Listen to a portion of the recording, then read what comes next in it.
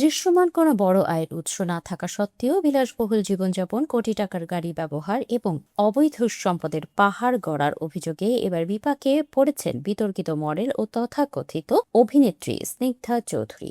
রাজধানীর মিরপুরের বাসিন্দা মঈনুদ্দিন আহমেদ দুর্নীতি দমন কমিশন বা দুদক চেয়ারম্যান বরাবর একটি লিখিত অভিযোগ দায়ের করার পর থেকেই বিনোদন ও রাজনৈতিক অঙ্গনে শুরু হয়েছে তীব্র তোলপাড়। দুদকের প্রাপ্তি শাখায় জমা পড়া অভিযোগপত্রে উল্লেখ করা হয়েছে যে স্নিগ্ধা চৌধুরী এই পর্যন্ত রাস্তা ও প্রেসার কুকার নামের মাত্র 2টি সিনেমায় কাজ করেছেন, যার একটিও এখনো মুক্তি পায়নি।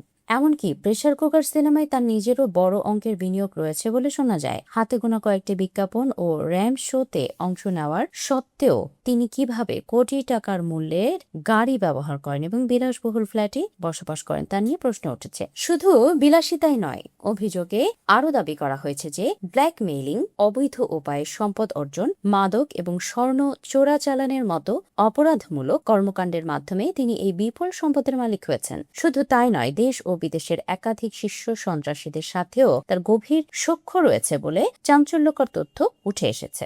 সম্প্রতি স্নিগ্ধার একটি ভিডিও বার্তা তুমুল সমালোচনার জন্ম দিয়েছে, যেখানে তাকে বলতে শোনা যায় তার মূল্যবান গাড়ি মিরপুরের মতো এলাকায় চলার উপযুক্ত নয়, সবসময় সঙ্গে বডিগার্ড রাখা এবং তার প্রভাবশালী বয়ফ্রেন্ড দেশের শাসন ব্যবস্থাকে পরোয়া করে না এমন উস্কানিমূলক ও অবমাননাকর মন্তব্য করে সামাজিক মূল্যবোধের চরম অবক্ষয় ঘটিয়ে চলেছেন এই মডেল।